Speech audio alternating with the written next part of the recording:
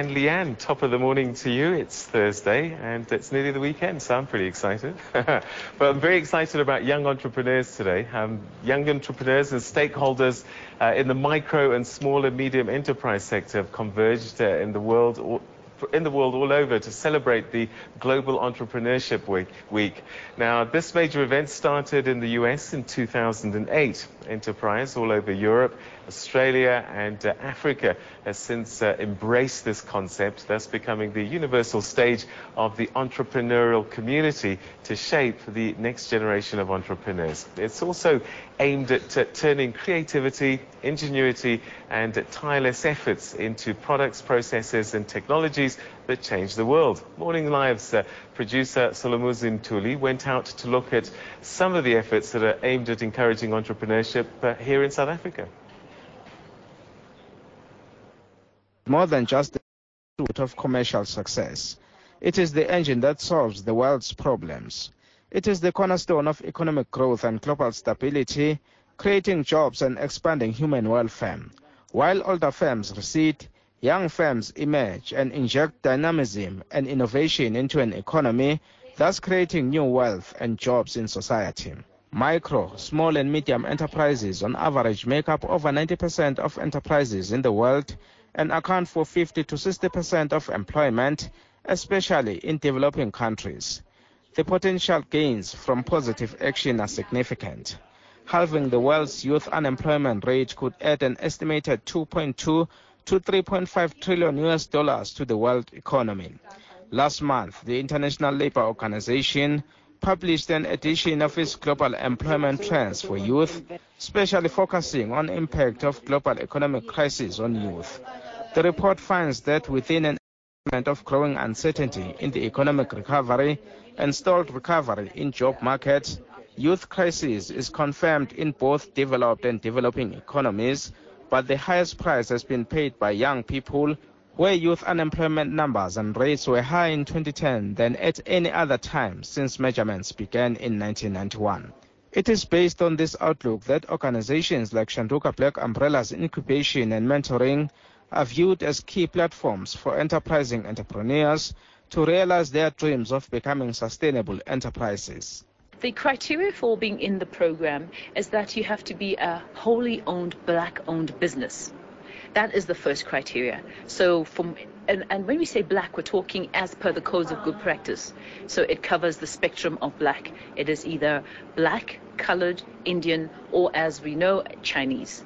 What happens after young people have been enrolled into the program? Part of the program is that we assign a mentor to an entrepreneur or a business.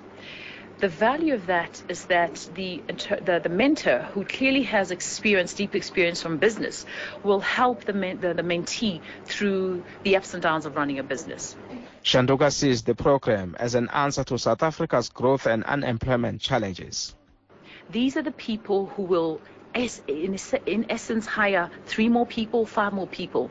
We need people in high growth industries, and it can only come from entrepreneurs. We cannot be relying on government to create jobs all the time. Aspiring entrepreneurs currently on the program say they found it to be an eye-opener. We've acquired plenty of skills in regards to record keeping of business documents, certain skills on how to conduct business or communication, all sorts of things. You get training on. Just now this morning that we had representatives from a SARS office that was training us on certain aspects of tax. We've also done bookkeeping training. We've also done how to basically read our financial statements, because as young black people in business, we get our financial statements, but unfortunately we don't know how to interpret them, and we don't know whether you are being profitable or not. Some of the entrepreneurs like Nobulale Dlangazela have started to reap the benefits from training and skills acquired through Shanduka Black Umbrellas.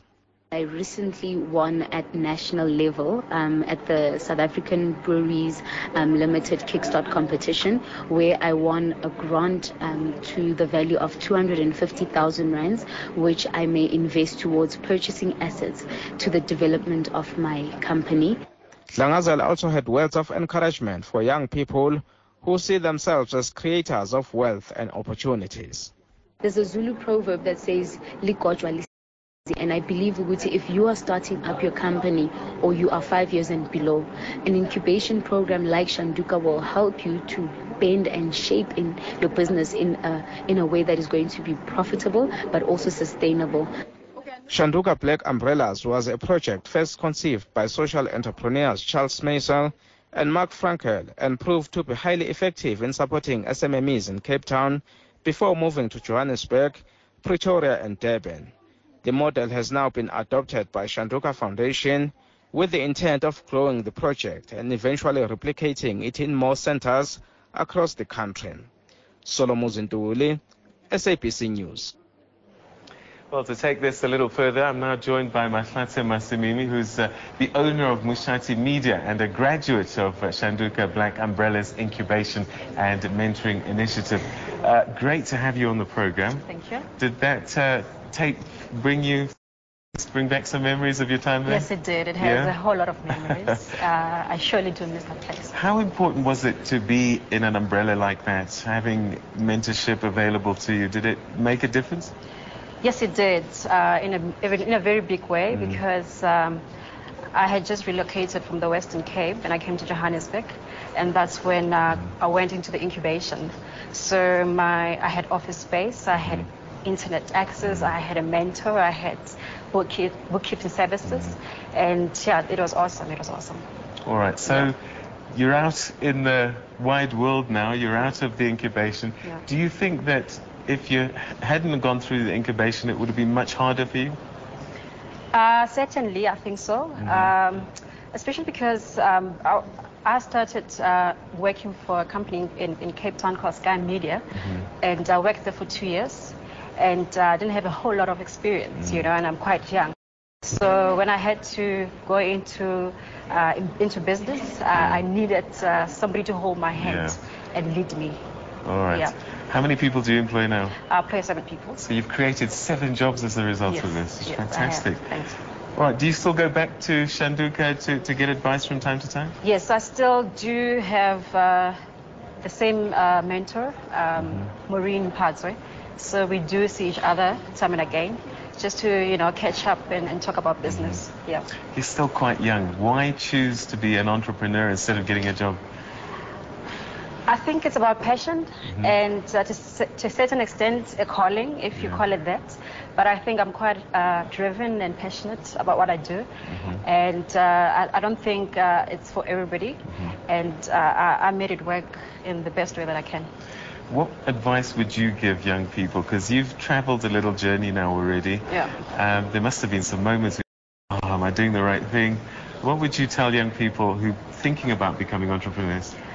I'd say that, follow your dreams, do your research, know your target market, make sure that you know finances and how to interpret them, have the connections, the contacts first, and get a bit of experience before jumping into the scary world of business. Mahlatse, we're going to have to leave it there. Thank you very much indeed for joining us on the program. Thank you so much. Good luck for the future. I hope that one day you'll be a listed company. Hopefully, yes. Thanks for having me. Great, thanks so much indeed. All right, so let's take a quick look at your market indicators, starting with your currencies. And that's the story there. The Rand under pressure at the moment. And again, it's all what's happening in Europe at the moment, risk aversion. Quick look at the JSE. South African stocks ended flat on Wednesday with the weak Rand supporting exporters and platinum miners. They're closing at 32,672. Meanwhile, in Asia today, the shares there have been falling as doubts depended on Europe's ability to stop its sovereign debt crisis from spinning out of control. So most of the indicators there down except the Korean Kospi. Across the pond in America, the Dow, S&P, Nasdaq all pointing downwards, taking a nosedive in the final hour of trading on Wednesday when investors got spooked by a Fitch report that outlined US banks' exposure to contagion from European sovereign debt. And European markets also were under pressure as the Eurozone debt crisis continued to push most European government borrowing costs dangerously higher. And now for a quick look at your commodities. Gold is trading lower, as generally commodities are. They're being weighed down by a stronger dollar. Right.